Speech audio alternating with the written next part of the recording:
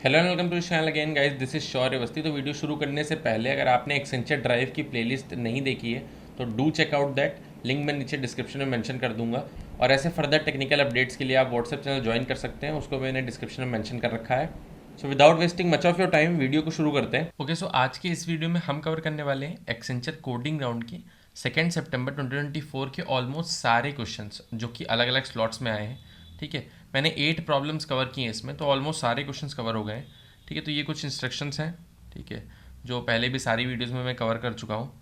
ठीक है, तो टोटल प्रॉब्लम आज मैंने 8 कवर की हैं। ठीक है, जिसमें से 3 सिर्फ नई फेस हुई हैं जो प्रॉब्लम 2 सितंबर को आई हैं, बाकी 4 रिपीटेड थी। ठीक है, यानी मैं चारों को ऑलरेडी प्लेलिस्ट में कवर कर चुका हूँ, या तो वो रिपीटेड प्रॉब्लम्स हैं या तो रिपीटेड पैटर्न पे हैं। क्लियर है?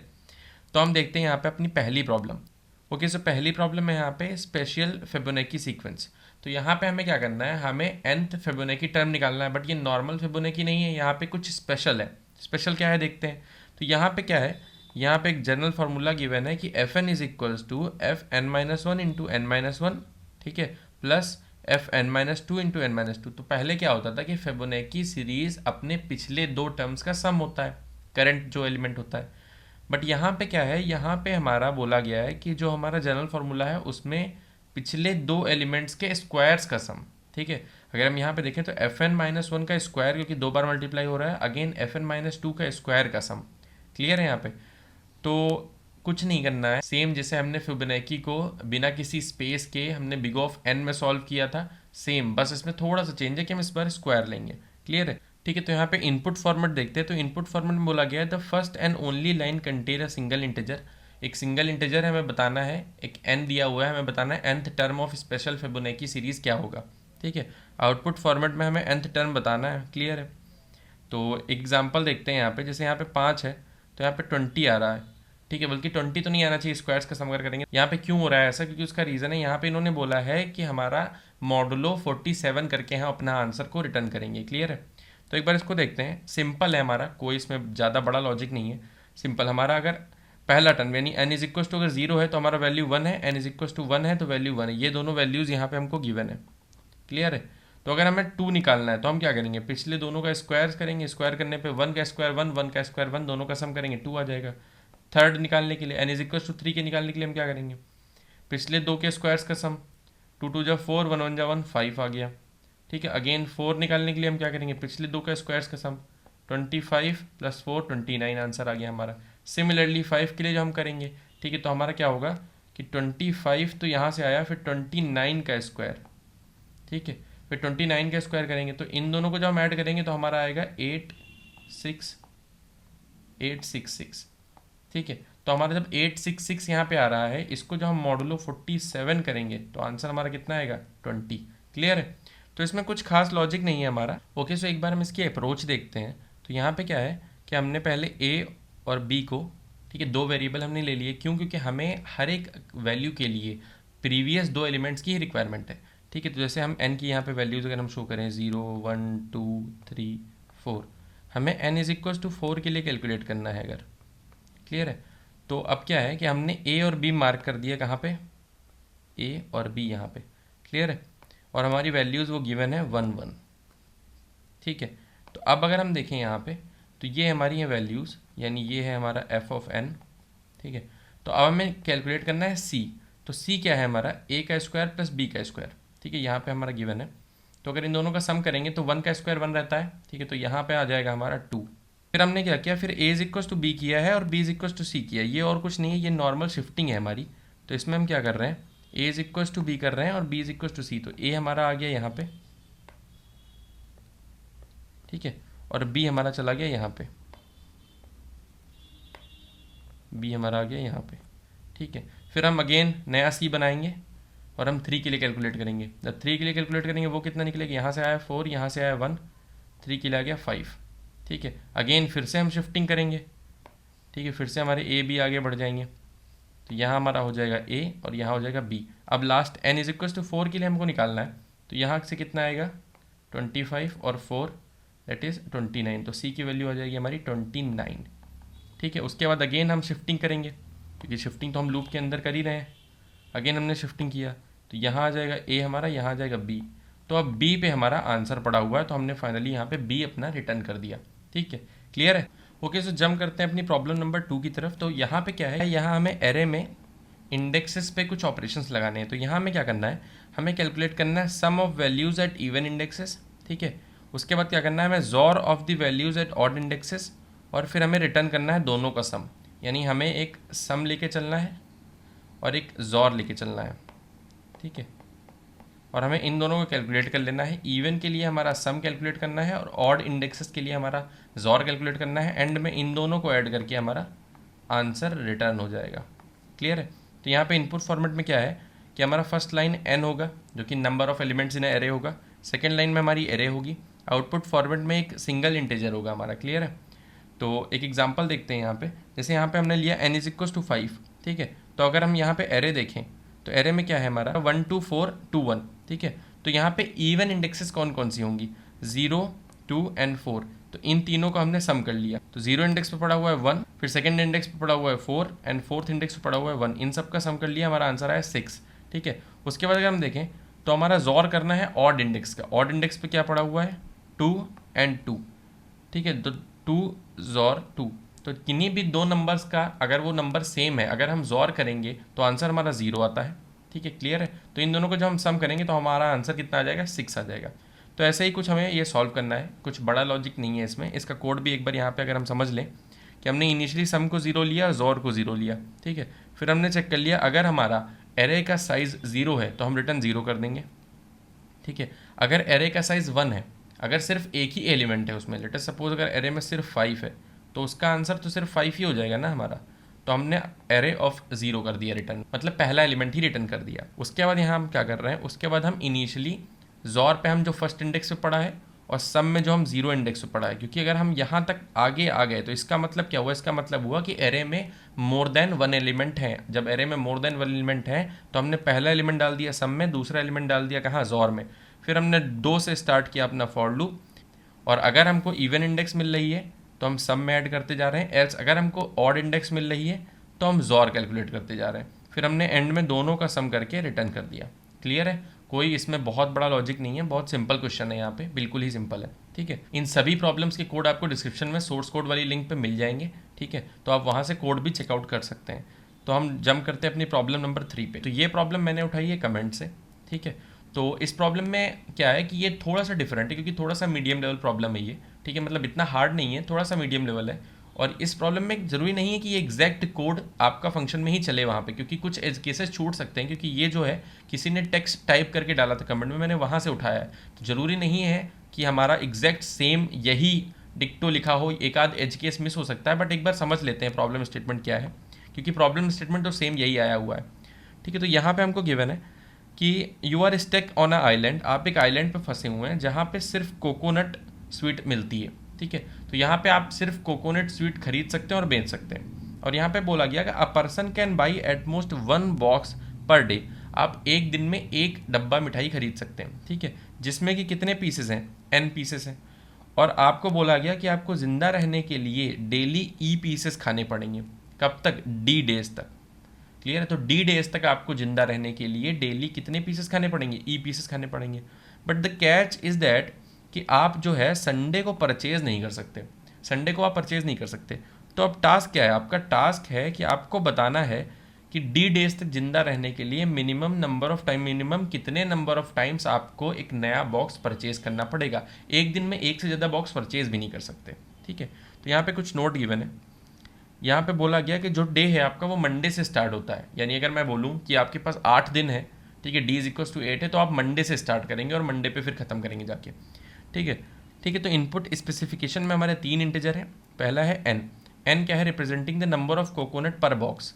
ठीक है, कोकोनट स्वीट पर बॉक्स कितनी आती हैं वो हमारा यहाँ पे n में। फिर दूसरा है e हमारा क्या है, नंबर ऑफ कोकोनट स्वीट जो आपको डेली खानी है। ठीक है, कितनी आप डेली खाएंगे। फिर d है, यानी कितने दिन तक आपको ऐसा करना है, यानी कितने दिन तक आपको ज़िंदा रहना है वहाँ पे, वो वहाँ पे गिवन है। ठीक है, तो एक एग्जांपल लेके देखते हैं। लेट अस सपोज यहाँ पे बोला गया है कि भाई 5 n = 5, यानी क्या बोला गया है कि 5 एक डिब्बे में आती है, यानी 5 पीसेस होते हैं एक डब्बे में, 1 बॉक्स में। आपको खानी कितनी है, यू हैव टू ईट आपको डेली कितनी खानी है? 2, 10 दिन तक। और दिन कहाँ से स्टार्ट हो रहा? मंडे से। तो एक बार इसको जरा डेमॉन्स्ट्रेट करके देखते हैं यहाँ पे। तो अगर दिन स्टार्ट हुआ मंडे से, मंडे पहला आया, दूसरा आया ट्यूसडे, फिर वेडनेसडे, थर्सडे, फ्राइडे, सैटरडे, फिर संडे। ठीक है, इस वाले दिन आप परचेज़ नहीं कर सकते। ठीक है, अगेन फिर हमारा मंडे, ट्यूसडे, वेडनेसडे, थर्सडे, कितने डेज हो गए? 1 2 3 4 5 6 7 8 9 10। ठीक है, सिर्फ 10 दिन का ही हमें रखना है, तो 10 दिन का रखते हैं। तो अब देखते हैं ध्यान से, यहाँ पे बोला गया है कि आप 5 खरीद सकते हैं एक डब्बे में। ठीक है, बट आप खानी 2 ही हैं दिन में। तो हमारा मंडे से स्टार्ट हो रहा है, तो हमने सबसे पहले मंडे को क्या किया? परचेज़ कर लिया, यानी हमने एक बॉक्स परचेज़ किया जिसमें हमको 5 पीसेज मिले। ठीक है, 2 हमने कंज्यूम किए, तो बचे कितने हमारे? 3। अगले दिन के लिए हमारे 3 है हमारे पास ट्यूसडे को। ठीक है, अगेन हमने 2 कंज्यूम किए, बचे हमारे 1। अब हम वेडनेसडे को कंज्यूम नहीं कर सकते, हमें फिर से परचेज़ करना पड़ेगा। तो हमने फिर से परचेज़ किया, 1 पहले से था, टोटल हमारे पास कितने हो गए? 6। अगेन 2 कंज्यूम किए, बचे 4। 4 में से 2 कंज्यूम किए, बचे हमारे 2। फिर अगेन फ्राइडे को 2 थे, 2 कंज्यूम कर दिए, 0 बचे सैटरडे के लिए। तो अगेन सैटरडे को हमको क्या करना पड़ेगा? बाई करना पड़ेगा। 5 हमारे पास फिर हो गया, हमने बाई कर लिया 1। ठीक है, एक बॉक्स बाई किया, उसके बाद हमने 2 फिर से कंज्यूम किए, 3 बच रहे हैं। अगेन हमने 2 कंज्यूम किए क्योंकि हमारे पास 3 बच रहे थे, हमने 2 उसमें से कंज्यूम किया, हमारे पास 1 बच रहा है मंडे के लिए। अगेन हमको मंडे से वापस परचेज़ करना पड़ेगा। ठीक है, हमने फिर से परचेज़ किया, हमारे पास 1 पहले से था, टोटल कितना हो गया? 6। अगेन हमने 2 कंज्यूम किए, तो हमारे बचा 4। 4 में से फिर से हम 2 कंज्यूम कर सकते हैं, बचे 2। 2 बच रहा है, 2 कंज्यूम कर सकते हैं, बचे 0। ठीक है, तो हमारे टोटल अगर हम यहाँ पे ध्यान दें तो हमने कितनी बार परचेज़ किया? 4 बार परचेज़ किया, तो हमारा 4 हमारा यहाँ पे आंसर हो गया। क्लियर है? तो इसको हम सॉल्व कैसे करेंगे? अगर हम यहाँ पे ध्यान से देखें कि हम क्या अप्रोच लगाएंगे, तो यहाँ पे हम देख सकते हैं कि हमने 4 बार परचेज़ किया है। ठीक है, तो अब हम ऐसे एक एक करके काउंट तो करेंगे नहीं इसको, तो हम अप्रोच क्या यहाँ पे लगाएंगे वो हम एक बार देखते हैं। तो हम सबसे पहले क्या करेंगे? हम काउंट करेंगे कि कितने वीक्स हैं, कंप्लीट वीक्स। जैसे मंडे से लेके संडे तक एक 7 डेज़ का कितने वीक्स हैं, यानी हमको टोटल 10 दिए हैं, तो 10 डिवाइड बाय 7 करोगे तो पता चल जाएगा कितने वीक्स हैं। तो पहले कितने वीक्स हैं वो देख लेते हैं। तो कितने वीक्स हैं टोटल? 1 वीक है भाई। ठीक है, नंबर ऑफ़ वीक्स हमने निकाल लिए, नंबर ऑफ़ वीक हमने निकाल लिए, कितने हैं? 1 है। ठीक है, तो हमारे पास वीक पता चल गया हमको, तो वीक्स है हमारे पास 1। ठीक है, अब कितने दिन होते हैं एक वीक में? वो होते हैं 7। तो अगर हम रिक्वायरमेंट की बात करें वीक्स के लिए, ठीक है, तो हमारा कितना हो गया? 7 days into total number of weeks कितने हैं? 1 इंटू कितना हमारा रिक्वायरमेंट है, पर डे के हिसाब से कितना कंज्यूम करना पड़ेगा? पर डे के हिसाब से ई अमाउंट कंज्यूम करना पड़ेगा, तो हम मल्टीप्लाई कर देंगे ई से। ठीक है, जो कि हमारा कितना था? 2 था, तो यहाँ पे रखते हैं 2। ठीक है, तो हमारा रिक्वायरमेंट है 14 वीक। ठीक है, अगर हम सिर्फ वीक को काउंट करें कंप्लीट वीक, तो हमारा 14 का रिक्वायरमेंट है। क्लियर है? तो अगर हम 14 के हिसाब से देखें, तो अगर 5 से हम डिवाइड करें इसको, यानी अगर हम 5 की कितनी बार बॉक्सेस जो हैं 5 पीसेस के कितनी बार परचेज करने पड़ेंगे, तो 14 को फुलफिल करने के लिए हमको 5 × 3 यानी 3 बॉक्सेस परचेज करने पड़ेंगे, तब हमारा 15 आंसर आएगा। क्लियर है? तो 15 में से 14 हम कंज्यूम कर लेंगे क्योंकि इतनी हमारी रिक्वायरमेंट है। बचा कितना? 1। तो जो 1 है हमारा, वो हमारा लेफ्ट ओवर पीस है। क्लियर है? लेफ्ट ओवर पीस है। अब हम बात करते हैं अपना डेज़ की। हमने बात कर लिया वीक्स की, हम बात करते हैं डेज़। तो डेज़ कितने होंगे हमारे पास 10 मॉडुलो 7 करेंगे, टोटल बचेगा 3 दिन। 3 दिन है, तो अगर आप डेज़ की रिक्वायरमेंट की हम बात करें तो कितना आएगा? 3 दिन है, हर दिन में कितना कंज्यूम करना है आपको? ई अमाउंट ऑफ, जो कि कितना हुआ? 2। ठीक है, टोटल कितना हो गया? 6। ओके, से यहाँ पे हमारे पास रिक्वायरमेंट कितना है? 6। बट एक हमारा पीस जो है वो ऑलरेडी हमारे पास प्रेजेंट है, तो यानी रिक्वायरमेंट 1 से कम हो जाएगा। तो अब जो अपडेटेड रिक्वायरमेंट होगा वो कितना होगा? वो होगा हमारा 6 माइनस जो हमारा लेफ्ट ओवर पीस था, तो हमारा रिक्वायरमेंट है 5 का। क्लियर है? तो टोटल रिक्वायरमेंट है हमको 5 डेज़ की। अगर हम बात करें, तो अगर हम डेज़ की बात करें तो 5 के कितने बॉक्सेस लेने पड़ेंगे? तो 5 × 1, दैट इज़ सिर्फ हमको 1 बॉक्स लेना पड़ेगा और हम ये फुलफिल कर लेंगे। ठीक है, तो हमने डेज़ जब कैलकुलेट किए तो वहाँ से निकल के आ रहा है 1 बॉक्स, और जब हमने वीक्स कैलकुलेट किए थे तो वहाँ से निकल के आ रहा है 3 बॉक्स। तो 3 यहाँ से, 1 यहाँ से, दोनों को सम करेंगे तो आंसर हमारा आ जाएगा 4। यानी हम वीक्स का, कंप्लीट वीक्स का अलग कैलकुलेट कर लेंगे और डेज़ का अलग कैलकुलेट कर लेंगे। इसको कोड करेंगे तो और भी बेटर तरीके से समझ में आएगा। करा कुछ नहीं है हमने, पहले टोटल वीक्स की रिक्वायरमेंट निकाल ली। ठीक है, उसको हमने 5 से डिवाइड करके चेक कर लिया कि कितना बॉक्सेस लग जाएगा फुलफिल करने में। जितने हमारे लेफ्ट ओवर बच रहे हैं पीसेस उसमें, ठीक है, उनको हम डेज में अपना एडजस्ट कर लेंगे। तो ये प्रॉब्लम स्टेटमेंट पढ़ के जितने एज केस मेरे दिमाग में आए मैंने सबको यहाँ पे मेंशन किया, एक बार देखते हैं। तो अगर n जीरो है, n जीरो होने का क्या मतलब है यहाँ पे, पहले तो ये समझो। n जीरो होने का मतलब है कि बॉक्सेस में एक भी पीस ही नहीं है, यानी खाली बॉक्स आ रहा है। तो खाली बॉक्स परचेस करके तो आप कभी भी रिक्वायरमेंट फुलफिल तो कर ही नहीं सकते। तो यहाँ पे हमें कुछ नहीं करना, सिंपल रिटर्न -1 कर देना है, क्योंकि अगर n is equal to zero है तो मतलब कुछ नहीं हो सकता, फिर कभी भी फुलफिल नहीं हो सकता, आप एक भी दिन नहीं जीवित रह सकते, ठीक है। उसके बाद सेकेंड एज केस क्या है हमारा, सेकेंड एज केस है हमारा कि ई क्या है हमारा, पर डे हमारा रिक्वायरमेंट क्या है, ई। तो पर डे रिक्वायरमेंट अगर ज़ीरो हो गया या हमारा डे ज़ीरो हो गया, यानी अगर वो बोल रहा है आपको कि आपको एक भी मिठाई खाने की ज़रूरत नहीं है, या वो आपको बोल रहा है कि आपको एक भी दिन जिंदा रहने की ज़रूरत नहीं है, तो मतलब क्या हुआ, कितना रिक्वायरमेंट है आपको, फिर तो ज़ीरो रिक्वायरमेंट है ना, क्योंकि एक भी दिन अगर डी ज़ीरो मतलब डेड ही है फिर तो वो आदमी, तो रिटर्न ज़ीरो हो जाएगा यहाँ से। जिसका डी ज़ीरो है मतलब उसको एक भी दिन जीने की रिक्वायरमेंट ही नहीं है, उसके एक भी दिन बचे ही नहीं है, तो हमारा ज़ीरो रिटर्न हो जाएगा। एक और चीज़ नोटिस करा कि अगर डी लेस देन 7 है, ठीक है, ये चीज़ पहले समझो, अगर डी लेस देन 7 है इसका मतलब क्या है, यहाँ पे लेस देन 7 है मतलब कंप्लीट वीक नहीं है, एक भी कंप्लीट वीक नहीं है। उस केस में हम क्या करेंगे, जब हमारा एक भी कंप्लीट वीक नहीं है तो हम क्या करेंगे, डायरेक्ट डेज के हिसाब से जितनी रिक्वायरमेंट है बाई 5 करके रिटर्न कर देंगे, ठीक है। इसको जब कोड करेंगे तो बेटर तरीके से ये वाली कंडीशन आपको समझ में आएगी। ओके, तो हमारी लास्ट जब है, ठीक है, लास्ट हमारी कंडीशन क्या है वो हम देख लेते हैं कि हमने यहाँ पे क्या किया है, हमने चेक किया कि n इंटू सिक्स, एन क्या है हमारा कि बॉक्स में जितने पीसेज हैं into six less than E into seven है। ई मतलब क्या है, पर डे रिक्वायरमेंट। तो इसको जरा हम डेमोन्स्ट्रेट करके समझते हैं कि भाई ये क्यों कंडीशन डाली मैंने यहाँ पे। तो फॉर सपोज एक एग्जांपल देखते हैं, अगर कि हमारे पास Monday, Tuesday, Wednesday, Thursday, Friday, Saturday और संडे, ठीक है, और अगेन फिर हमारा मंडे। तो अगर मैं बात करता हूँ यहाँ पे, मैं कहता हूँ कि n इज इक्वल्स टू हमारा 12 है, ठीक है, और e इज इक्वल्स टू हमारा 11 है। कहने का मतलब यह है कि टोटल हमारा एक बॉक्स में कितने पीसेज आ रहे हैं, 12, यानी 12 पीसेज हमारे पास हैं। तो लेट अस सपोज हमने हर दिन एक बॉक्स ले लिया, हमने हर दिन एक बॉक्स लिया, संडे को तो ले नहीं सकते, ठीक है, अगेन हमने फिर मंडे को लिया। तो अब अगर हम यहाँ पे देखें तो क्या हम फुलफिल कर सकते हैं, देखते हैं ज़रा। तो पहले दिन हमने 11 कंज्यूम किया क्योंकि हम पर डे 11 कंज्यूम करने पड़ेंगे, बचा कितना, एक बचा। अगेन फिर से दूसरे दिन 11 कंज्यूम किए, एक पहले दिन का था, दो बचे। फिर से 11 कंज्यूम किए, दो पहले से था, एक और बच गया, तीन हो गए। 11 कंज्यूम किए, चार बचे। अगेन 11 कंज्यूम किए, पाँच बच रहे हैं। अगेन 11 कंज्यूम किए, सिक्स बचे, यानी हमारा सैटरडे तक हमारे पास सिर्फ सिक्स बचे। संडे को हम कुछ परचेज नहीं कर सकते और हमको खाने कितने हैं, 11। तो यानी ये हमारा इनवैलिड केस हो जाएगा। इसका मतलब क्या है, इसमें कंडीशन कौन सी लग रही है, देखो अगर हम ध्यान से देखें तो क्या समझ में आ रहा है हमारे पास, हमको समझ में आ रहा है भाई कि एक वीक में कितने डेज हैं, 7 डेज हैं, ठीक है, और उन 7 डेज में हमको सातों दिन खाना है, यानी हमें 7 इंटू ई की रिक्वायरमेंट है, ये हमारी है रिक्वायरमेंट, क्लियर है। बट 7 दिन अगर एक हफ्ते में है तो हम सिर्फ 6 दिन परचेज कर सकते हैं, हम संडे को परचेज नहीं कर सकते, ठीक है। तो हम सिर्फ 6 डेज में परचेज कर सकते हैं। तो वो हमारा कितना आएगा, वो आएगा हमारा 6 इंटू एन, क्योंकि एन बॉक्स मतलब एन पीसेस परचेज हो सकते हैं एक बॉक्स में।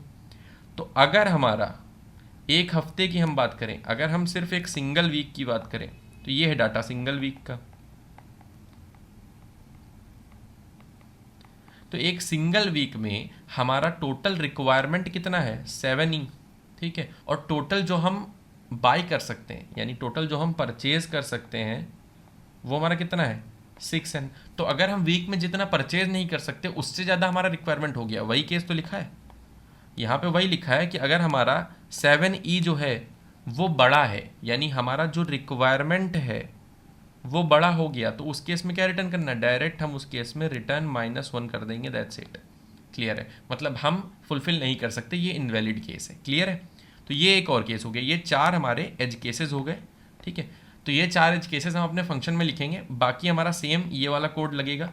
ये वाला कोड मतलब कि हम वीक्स और डेज को अलग अलग कैलकुलेट कर लेंगे, और जो वीक्स का हमारा बच रहे होंगे एक्स्ट्रा पीसेस उनको हम डेज में एडजस्ट कर लेंगे, ठीक है। तो एक बार इसका हम कोड करके देखते हैं तो हमको और भी बेटर तरीके से समझ में आएगा, ठीक है। तो इसको एक बार हम कोड करके देख लेते हैं। तो हमने सबसे पहले क्या किया, हमने तीन इंटीजर ले लिए हैं इनपुट में, N E and D. N है यहाँ पे number of sweets in a box, E है यहाँ पे कि हमें डेली कितना रिक्वायर्ड है, मतलब डेली हमें कितना चाहिए, ठीक है। डी है यहाँ पे नंबर ऑफ डेज। ठीक है, तीनों को इनपुट मिली है, सॉल्व फंक्शन में पास किया। अब सॉल्व फंक्शन में क्या हो रहा है देखते हैं। तो ये जो मैंने बेस कंडीशंस बताई थी, वो सारी बेस कंडीशन यहाँ पे लगा दी, चारों की चारों। ये बेस कंडीशन मैंने बोली थी कोड में बेटा 7 में आएगी। तो इसमें क्या है कि यहाँ पे आप अगर अगर आपका डेज 7 से कम है, इसका मतलब एक भी वीक कंप्लीट नहीं हो पा रहा है, यानी दिन कम है एक हफ्ते से भी, तो हम वहाँ पे उस केस में क्या कर रहे हैं, उस केस में हम डायरेक्टली डेज को ई के साथ मल्टीप्लाई करके रिक्वायरमेंट चेक कर ले रहे हैं। अगर हमारी रिक्वायरमेंट एन से कंप्लीटली डिविजिबल है, ठीक है, तो हम requirement divide by N return कर दे रहे हैं। और अगर वो कंप्लीटली डिविजिबल नहीं है तो उस केस में हम +1 और कर दे रहे हैं, ठीक है, क्योंकि हमारा रिमाइंडर बच रहा होगा। ओके, फिर उसके बाद क्या है, ये सारी बेस कंडीशंस जब खत्म हो जा रही हैं, उसके बाद हम अपना आंसर जिसको जीरो से इनिशिएट कर रहे हैं, फिर हम पहले तो कंप्लीट वीक्स वाला काम डन कर रहे हैं। तो वीक्स में हमने पहले वीक्स कैलकुलेट के लिए टोटल कितने हैं, ठीक है। फिर आंसर में हमने चेक किया कि जितने भी वीक्स, यानी वीक्स में टोटल जितने भी कंप्लीट वीक्स हैं उनकी जितनी भी रिक्वायरमेंट है, ठीक है, उसको एन से हम चेक करेंगे कंप्लीटली डिविजिबल है, ठीक है। तो वीक्स की जितनी रिक्वायरमेंट है डिवाइडेड बाई एन रिटर्न कर देंगे, एल्स केस में +1 करके रिटर्न कर देंगे, ठीक है। ठीक है, तो जितना भी हमारा अभी तक का आंसर आया, यानी टोटल वीक्स के लिए हमें कितने बॉक्सेस चाहिए, ठीक है, उससे हम अगर एन मल्टीप्लाई करेंगे, यानी टोटल नंबर ऑफ स्वीट्स हमने जितने बाई किए, टोटल नंबर ऑफ स्वीट जितने हमने वीक्स के अकॉर्डिंग बाई किए हैं, और वीक्स की रिक्वायरमेंट क्या थी, अगर उसको हम सब्ट्रैक्ट करेंगे उसमें से, तो लेफ्ट ओवर जितने भी हमारे स्वीट्स बच रहे हैं, यानी लेफ्ट ओवर कितने पीसेज हैं वो हमारे निकल आएंगे।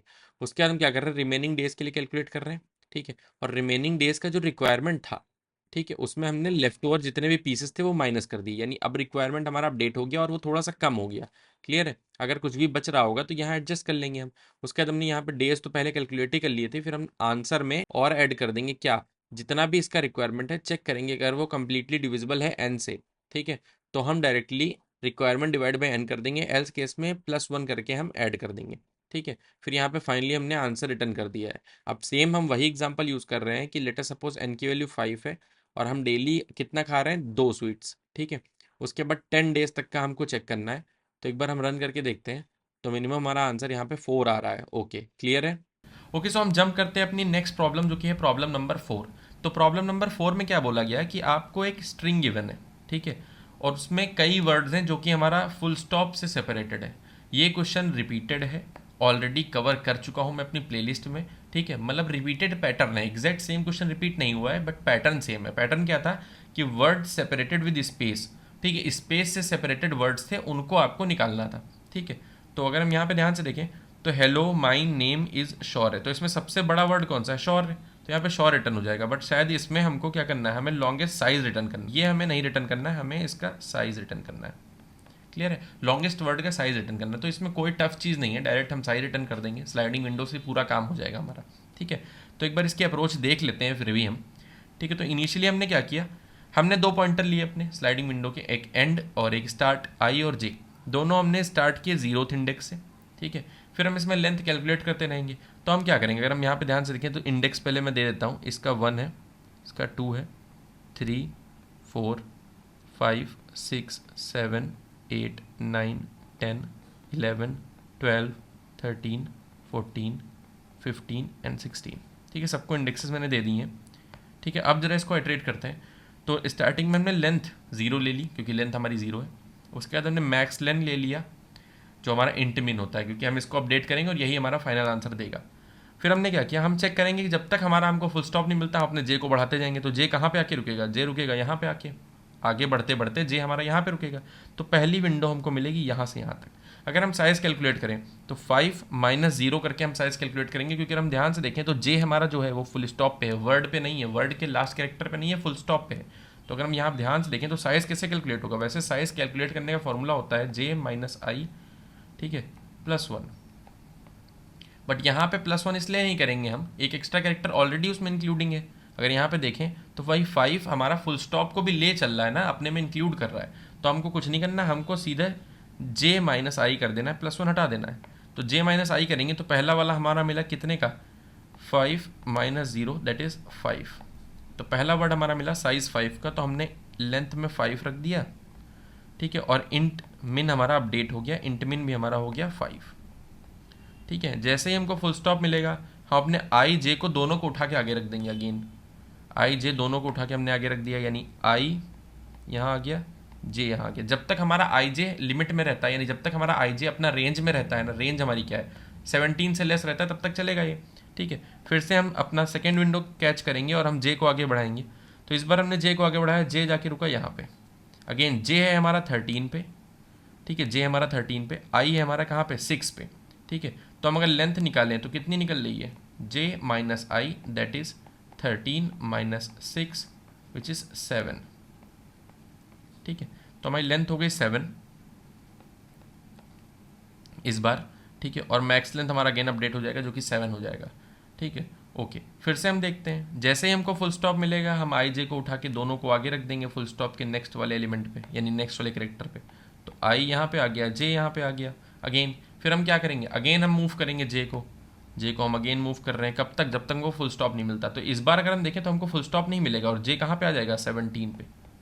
तो जे पहुँच गया 17 पे, यानी जे चला गया आउट ऑफ बाउंड। तो अब क्या होगा, यहाँ से तुरंत हमारा टर्मिनेट हो जाएगा, और जैसे ही टर्मिनेट होगा अगेन हम चेक करेंगे कि लेंथ जो हमारी थी वो कितनी थी। तो कैलकुलेटेड लेंथ अब हमारी कितनी हो जाएगी, 17 माइनस 14, ठीक है। यहाँ पे ध्यान से देखो 17 माइनस 14 कितना होता है 3। जब हम एक बार बाहर आएंगे तो वापस से हम लेंथ कैलकुलेट करेंगे, तो लेंथ आ रही है हमारी 3, ठीक है। तो क्या 3 हमारा 7 से बड़ा है, नहीं बड़ा है, यानी अल्टीमेटली हमारा 7 ही आंसर हो जाएगा, ठीक है। तो आंसर हमारा कितना आ रहा है 7। तो स्लाइडिंग विंडो से ये क्वेश्चन बहुत ही ईजिली हो सकता है, ठीक है। तो इसका भी कोड आपको डिस्क्रिप्शन में नीचे मिल जाएगा, ठीक है। और ये क्वेश्चन मैं ऑलरेडी कवर कर चुका हूँ, बस वहाँ पे फुल स्टॉप नहीं था, वहाँ पे ब्लैंक स्पेसेस थे, ठीक है। क्वेश्चन ऑलरेडी कवर हो चुका है ये वाला। ओके, सो ज़्यादा टाइम न वेस्ट करते हुए हम आगे बढ़ते हैं। तो हम देखते हैं अपनी problem number 5। Problem number 5 again area of canopy, covered question है, 2-3 बार रिपीट हुआ है, कुछ नहीं करना है। डी हमको गिवन है, डी यहाँ पे क्या है, डी कुछ नहीं है हमें, डी है हमारा रेडियस, हमें निकालना है पाई आर स्क्वायर, रिटर्न कर देना वही। ऑलरेडी मैं अपनी प्लेलिस्ट में कवर कर चुका हूँ, ठीक है। तो आप वहाँ से देख सकते हैं, डिस्क्रिप्शन से इसका कोड भी आप देख सकते हैं, कोड भी आपको डिस्क्रिप्शन में मिल जाएगा, ठीक है। डायरेक्टली जंप करते हैं अपनी एक और प्रॉब्लम जो कि है प्रॉब्लम नंबर 6। ये भी रिपीटेड प्रॉब्लम है, ऑलरेडी कवर्ड है, एक बार बट देख लेते हैं है क्या यहाँ पे।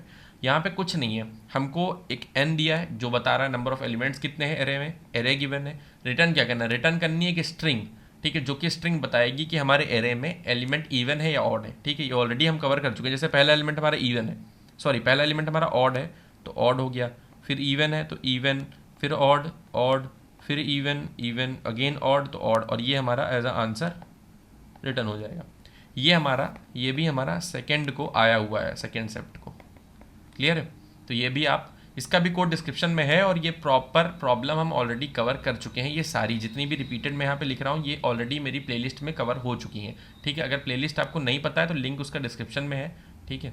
ओके, तो आगे मूव करते हैं। प्रॉब्लम नंबर 7, लास्ट प्रॉब्लम आज की, ठीक है। ये एक बार देखते हैं तो इसमें क्या है, ठीक है। तो ये प्रॉब्लम भी हमारी ऑलरेडी कवर्ड है।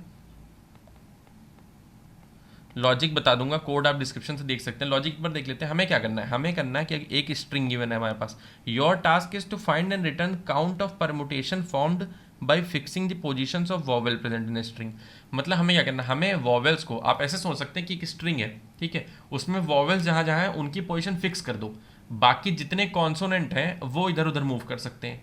तो वो इधर उधर मूव करके टोटल कितने नंबर ऑफ परमुटेशंस बनाएंगे। अगर हम ध्यान दें तो हमारे पास सिंपल क्वेश्चन जब आता था कि ऐसे यहाँ पे लिखा ABC, n कितना है 3, ठीक है, n है हमारा 3, तो कितनी परमुटेशन हो सकती है हमारी, फैक्टोरियल ऑफ 3, क्लियर है।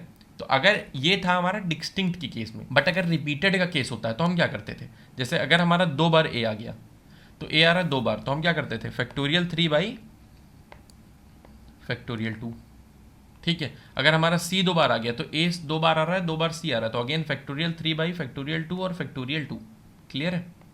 क्योंकि 2 बार हमारा a आ रहा है और 2 बार हमारा c आ रहा है। तो यही हमको यहाँ पे भी करना है, कोई डिफरेंट लॉजिक नहीं है, बिल्कुल सिंपल लॉजिक है, ठीक है। बस हमें क्या करना है, हमें वॉवेल्स को फिक्स कर देना है। तो जरा हम करके देखते हैं यहाँ पे। तो वॉवेल्स क्या क्या है यहाँ पे देख लेते हैं। पहले तो सबसे पहला मिला हमको a, उसको फिक्स कर दिया, e उसको फिक्स कर दिया, i u o, इन सारे वॉवेल्स को हमने कर दिया फिक्स। बचे क्या क्या हमारे पास, कितने बचे हैं काउंट कर लेते हैं, 1 2 3 4 5 6 7 8 9 10 कॉन्सोनेंट्स हैं हमारे पास टोटल। तो यहाँ पे 10 कॉन्सोनेंट्स इधर उधर मूव कर सकते हैं, ठीक। तो हमारा कितना हो गया 10 फैक्टोरियल। बट इसमें रिपीटेड कैरेक्टर्स भी हैं। अगर हम यहाँ पे ध्यान से देखें तो y एक बार आया है, 2 बार y आया है, ठीक है। तो 2 बार हमारा आया है y। b की अगर हम बात करें तो 1 बार b यहाँ पे है, एक बार यहाँ पे है, एक बार यहाँ पे है, तो हमारा आया है 3 बार आया है बी। जी की अगर हम बात करें तो जी हमारा सिर्फ एक बार आया है। एच अगर हम देखें तो एक यहाँ पे, एक यहाँ पे, 2 बार हमारा आया है एच। ठीक है, अगेन फिर हम देखते हैं, एच हो गया, जे भी हमारा सिर्फ एक बार है। ठीक है, बी हो गया, वाई भी हमारा हो गया, टी एक बार है। अगेन बाकी सब हमारे एक एक बार आए हुए हैं, यानी बाकी सबकी फ्रीक्वेंसी हमारी 1 है। सिर्फ वाई, बी एंड एच, इन तीनों की फ्रीक्वेंसी हमारी 1 से ज़्यादा है, जो कि हमारी 2 2 3। ठीक है, तो हम क्या करेंगे, सिंपल इसको डिवाइड कर देंगे, फैक्टोरियल 2, फैक्टोरियल 3, अगेन फैक्टोरियल 2। ठीक है, यही हमारा हो जाएगा आंसर। क्लियर है? तो इसमें कोई ज़्यादा बड़ा लॉजिक नहीं है, आप डायरेक्टली इसको कर सकते हैं खुद से। ठीक है, हालांकि इसका भी कोड आपको नीचे डिस्क्रिप्शन में ज़रूर मिल जाएगा, वहाँ से आप चेकआउट कर सकते हैं। So thank you so much for watching this video. अगर वीडियो पसंद आया हो तो वीडियो को लाइक करिए और ज़्यादा से ज़्यादा शेयर करिए। अगर चैनल पर नए हैं तो चैनल को सब्सक्राइब करिए। मिलते हैं अपने अगली वीडियो में, तब तक के लिए बाय।